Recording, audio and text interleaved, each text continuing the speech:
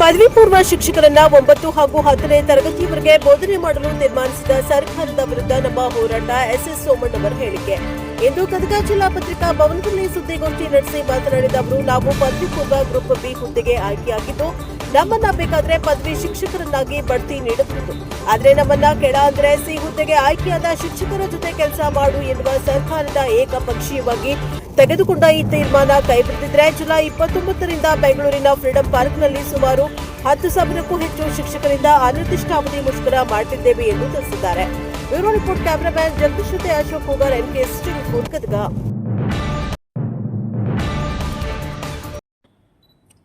ಪತ್ರಿಕಾ ಮಿತ್ರರೇ, ನಾವೀಗ ಪತ್ರಿಕಾಗೋಷ್ಠಿಯನ್ನು ಕರೆದ ಉದ್ದೇಶ ಇಷ್ಟೇ. ಇತ್ತೀಚೆಗೆ ಸರ್ಕಾರ ಪದವಿ ಪೂರ್ವ ಕಾಲೇಜುಗಳ ಉಪನ್ಯಾಸಕರನ್ನ ಕಾರ್ಯಭಾರದ ಕೊರತೆಯ ಕಾರಣಕ್ಕಾಗಿ ಪ್ರೌಢಶಾಲೆಯ 9 ಮತ್ತು 10ನೇ ತರಗತಿಯ ಮಕ್ಕಳಿಗೆ ಪಾಠ ಮಾಡಿಸಬೇಕು ಅನ್ನುವಂಥ ಒಂದು ನಿಯಮಕ್ಕೆ ತಿದ್ದುಪಡಿಯನ್ನು ತರ್ತಾ ಇದೆ. ಅದಕ್ಕೆ ಯಾವುದೇ ಒಂದು ಶಿಕ್ಷಣ ತಜ್ಞರ ಸಲಹೆ ಆಗಲಿ ಅಥವಾ ಉಪನ್ಯಾಸಕರ ಅಭಿಪ್ರಾಯ ಆಗಲಿ ಅಥವಾ ಪೋಷಕರ ಒಂದು ಅಭಿಪ್ರಾಯ ಆಗಲಿ ಯಾವುದೂ ಇಲ್ಲ. ಏಕಪಕ್ಷೀಯವಾದಂತಹ ನಿರ್ಧಾರ. ಅವ್ರು ಕೊಡ್ತಕ್ಕಂಥ ಸಮರ್ಥನೆ ಏನಂದ್ರೆ ಪ್ರೌಢಶಾಲಾ ಮಕ್ಕಳಿಗೆ ಗುಣಮಟ್ಟದ ಶಿಕ್ಷಣ ಸಿಗಬೇಕು ಅನ್ನುವಂಥದ್ದು. ನಾವು ಹೇಳುವುದಿಷ್ಟೇ, ನಮ್ಮ ಅರ್ಹತೆ ಮತ್ತು ನೇಮಕಾತಿ ಪದವಿ ಪೂರ್ವ ಶಿಕ್ಷಣಕ್ಕೆ ಮತ್ತು ನಾವು ಪದವಿ ಪೂರ್ವ ಅಂದ್ರೆ ಪದವಿಗೆ ಸಮೀಪ ಇರತಕ್ಕಂಥ ಅರ್ಹತೆಯನ್ನು ನಾವು ಹೊಂದ್ತೇವೆ. ನಮ್ಮನ್ನ ಬೇಕಂದ್ರೆ ಪದವಿಗೆ ಕಾಲೇಜುಗಳಿಗೆ ಪ್ರಮೋಷನ್ ಕೊಡ್ರಿ, ಪದವಿ ಕಾಲೇಜುಗಳಿಗೆ ಪಾಠ ಮಾಡ್ಸಕ್ ಹೇಳಿ.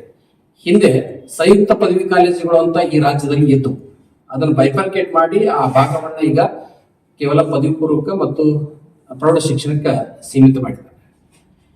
ಇವರೇನು ತರ್ತಾ ಇದ್ದಾರೆ, ಇದು ರಾಷ್ಟ್ರೀಯ ಶಿಕ್ಷಣ ನೀತಿ ಮತ್ತು ರಾಷ್ಟ್ರೀಯ ಶಾಲಾ ಶಿಕ್ಷಣ ಪಠ್ಯಕ್ರಮಕ್ಕೆ ಸಂಪೂರ್ಣವಾದಂತ ವಿರುದ್ಧವಾಗಿರ್ತಕ್ಕಂಥ. ಕೇಂದ್ರ ಸರ್ಕಾರದೊಳಗಡೆ ಅವರು PGT ಅನ್ನುವಂತ ಒಂದು ವ್ಯವಸ್ಥೆಯನ್ನ ಇಟ್ಟಿದ್ದಾರೆ. ಆ ಮಾದರಿಯೊಳಗೆ ಇವರು ತರಲಿಕ್ಕೆ ಹೊರಟಿದ್ದಾರೆ. ನಮಗೆ ಸರ್ಕಾರದ ಯಾವುದೇ ನೀತಿಗಳನ್ನ ವಿರೋಧ ಮಾಡುವುದು ಉಚಿತ ಇಲ್ಲ.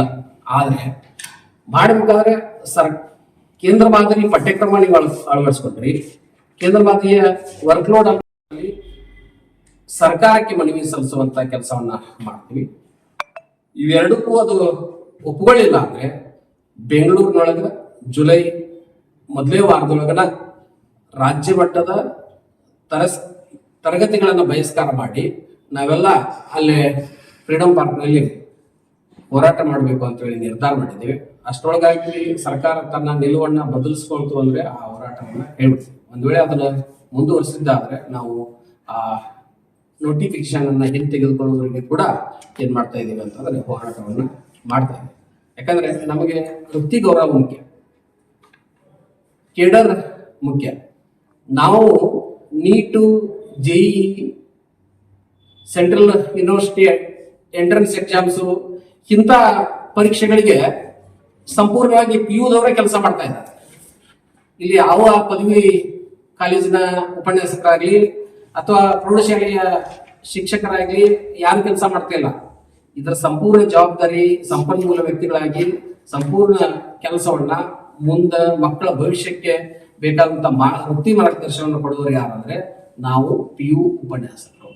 ನಮ್ಮನ್ನ ಇಲ್ಲೇ ಸಮರ್ಥವಾಗಿ ನೀವು ಬಳಸ್ಕೊಂಡ್ರೆ ನಾವು ಹಗಲಿರುಳು ಮಕ್ಕಳ ಭವಿಷ್ಯಕ್ಕಾಗಿ ದುಡಿಲಿಕ್ಕೆ ಸಾಧ್ಯ ಇದೆ. ಹಿಂದೆ ಇವತ್ತು ಕರ್ನಾಟಕದೊಳಗೆ IT ಹಬ್ಬ ಆಗೋ ಕಾರಣ ಏನಂದ್ರೆ ನಮ್ಮ ಪದವಿ ಪೂರ್ವ ಶಿಕ್ಷಣ. ವೀರಪ್ಪ ಮೊಯ್ಲಿಯವರು ಶಿಕ್ಷಣ ಮಂತ್ರಿ ಆದಾಗ ಅವರು CET ವ್ಯವಸ್ಥೆಯಿಂದ ಜಾರಿ ತಂದರು. ಆ CET ಇಡೀ ದೇಶಕ್ಕೆ ಮಾದರಿ ಆಯಿತು. CET ಮುಖಾಂತರ ನಮ್ಮ ಬಡ ಮಕ್ಕಳಿಗೆ ಇಂಜಿನಿಯರಿಂಗ್, ಮೆಡಿಕಲ್ ಸೀಟ್ ಸಿಕ್ತು. ಆ ಮೂಲಕ ಬೆಂಗಳೂರು ಇವತ್ತ IT ಹಬ್ ಆಗಿ ಕರ್ನಾಟಕದೊಳಗೆ ಹೆಚ್ಚು ಮೆಡಿಕಲ್ ಕಾಲೇಜು, ಇಂಜಿನಿಯರಿಂಗ್ ಕಾಲೇಜು ಆಗ ಕಾರಣ ಏನಂದ್ರೆ ಆ CET ವ್ಯವಸ್ಥೆ. ಆ CET ವ್ಯವಸ್ಥೆಯನ್ನ ಸಮರ್ಥವಾಗಿ ಸಂಪನ್ಮೂಲ ವ್ಯಕ್ತಿಗಳಾಗಿ ಮುನ್ನಡೆಸಿದವ್ರು ಯಾರು? ನಮ್ಮ PU ಉಪನ್ಯಾಸಕರು. ಅದನ್ನ ಸರ್ಕಾರ ಮರಿಬಾರ್ದು. ಇದರ ಸ್ವತಂತ್ರ ಅಸ್ತಿತ್ವವನ್ನು ಎಷ್ಟು ಉಳಿಸುವಂತೈತಿ ಅಷ್ಟು ನಮ್ಮ ನಾಡಿನ ಮಕ್ಕಳಿಗೆ ಒಳಿತಾಗುತ್ತೆ, ಸರ್ಕಾರಕ್ಕೂ ಒಂದು ಒಳ್ಳೆ ಹೆಸರು ಬರ್ತೈತಿ. ಆ ನಿಟ್ಟಿನೊಳಗ ಸರ್ಕಾರ ತನ್ನ ನಿರ್ಧಾರವನ್ನ ಬದಲಿ ಮಾಡಬೇಕು. ಮರುಪರಿಶೀಲನೆ ಮಾಡಬೇಕು ಅಂತ ಹೇಳ್ತಾ ನನ್ನ ಪತ್ರಿಕಾ ಒಂದಿಷ್ಟು ಮಾಧ್ಯಮಿಕ ವಿವರ ಹೇಳ್ತೀನಿ. ಧನ್ಯವಾದ.